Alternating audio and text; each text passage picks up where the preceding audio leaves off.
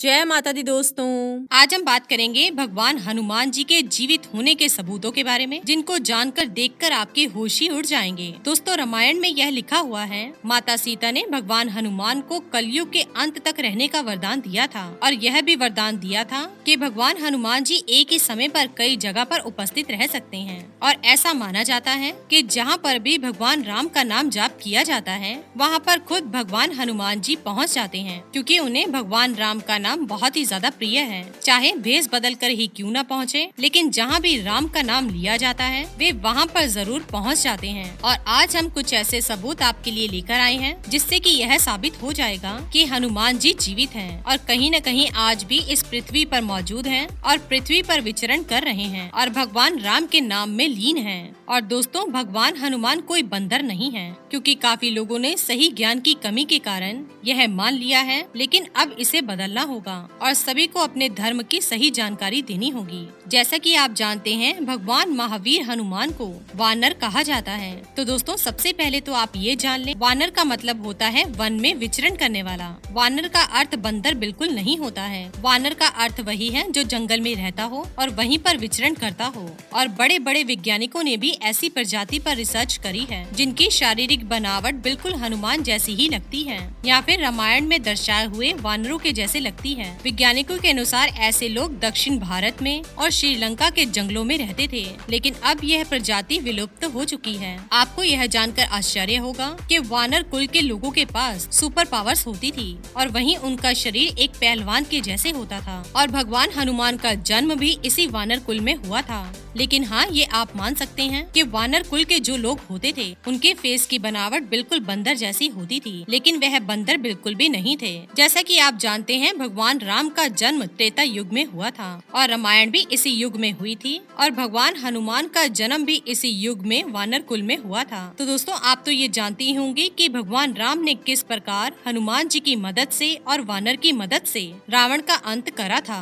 लेकिन इसके बाद क्या हुआ ये कोई भी नहीं जानता है और यही बातें हम आपको बताएंगे। लंका को जीतने के बाद भगवान राम ने कई सालों तक अयोध्या पर राज किया था और भगवान हनुमान की भक्ति देखकर ही माता सीता ने हनुमान जी को वरदान दे दिया था। लेकिन धीरे धीरे जब त्रेता युग की समाप्ति होने लगी, तब भगवान विष्णु के अवतार श्री राम अपने वैकुंठ लोक वापस लौट गए, यानी कि श्री राम ने अपना शरीर छोड़कर वापस वैकुंठ लोक चले गए। और इसी बात से हनुमान जी को बहुत ही ज्यादा दुख हुआ। वो भी अयोध्या छोड़कर दक्षिण भारत की ओर निकल गए और उन्होंने यह भी निर्णय किया कि अब वो जंगल में ही रहेंगे। लेकिन अपनी यात्रा के दौरान वह एक कबीले में रुके थे और उस कबीले के लोगों ने भगवान हनुमान की बहुत ही सेवा की थी। उन्हीं की सेवा से प्रसन्न होकर हनुमान जी ने उन्हें आत्मज्ञान दिया था। और दोस्तों, आत्मज्ञान वो विज्ञान है जिसे भूत भविष्य वर्तमान का पता चल जाता है और यह भी पता चल जाता है कि आप अगले जन्म में क्या होने वाले हैं और क्या बनने वाले हैं और पिछले जन्म में आप क्या थे।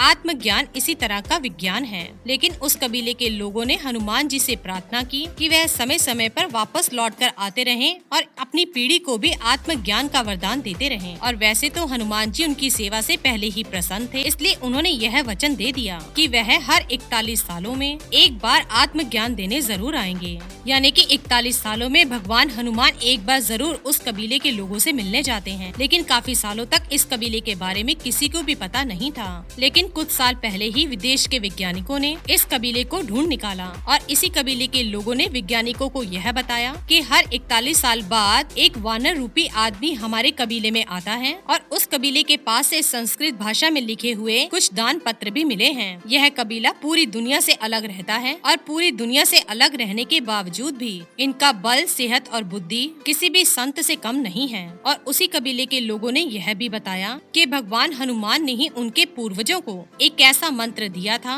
और कहा था कि जब भी तुम इस मंत्र को जपोगे, जाप करोगे, तो मैं रोशनी से भी ज्यादा तेज गति से तुम्हारे सामने प्रकट हो जाऊंगा। ये तो सिर्फ एक ही सबूत है। अब हम दूसरा सबूत भी आपको दिखा देते हैं। जैसा कि आप जानते हैं कि त्रेता युग में रामायण हुई थी और उसके बाद द्वापर युग की शुरुआत हुई थी और जिसमें महाभारत हुई थी। महाभारत ग्रंथ को ध्यान से पढ़ने पर यह पता चलता है कि भगवान हनुमान महाभारत के समय पर भी मौजूद थे। महाभारत ग्रंथ में कई बार हनुमान जी का जिक्र भी किया गया है। द्वापर युग में हनुमान जी ने एक बार अर्जुन का घमंड तोड़ा था और एक बार भीम का घमंड भी तोड़ा था। और इन दोनों कहानियों का उल्लेख भी महाभारत में मौजूद है। महाभारत के युद्ध में श्री कृष्ण के कहने पर ही हनुमान जी ने अप्रत्यक्ष रूप से अर्जुन के रथ के ऊपर विराजमान रहकर अर्जुन की रक्षा करी थी। अगर हनुमान जी ने अर्जुन की रक्षा न करी होती तो कर्ण कब का अर्जुन को मार चुका होता और द्वापर युग के समाप्त होने के बाद कलयुग शुरू हुआ और इसमें भी हनुमान जी के जीवित होने के पुख्ता सबूत मिलते हैं। सन 1600 में तुलसीदास जी के समय में हनुमान जी ने उन्हें भी साक्षात दर्शन दिए थे और उन्हें रामायण लिखने के लिए प्रेरित करा था। तुलसीदास जी ने ही हनुमान चालीसा को लिखा है, लेकिन उस समय तुलसीदास जी अज्ञानी पुरुष होते थे, लेकिन फिर उन्होंने रामायण जैसा ग्रंथ कैसे लिख दिया, यह भी एक सोचने वाली बात है। लेकिन हनुमान जी ने उन्हें भी दिव्य ज्ञान दिया था, जिसे प्राप्त करके वे इस काबिल बन पाए कि उन्होंने रामायण जैसे महान ग्रंथ को लिख दिया। नहीं तो उन्हें कैसे पता चलता कि त्रेता युग में रामायण में क्या हुआ था। इसी तरह बहुत से संतों ने भी हनुमान जी के प्रत्यक्ष दर्शन होने का दावा करा है, जैसे सत्य साईं बाबा, स्वामी राघवेंद्र और नीम करोली बाबा।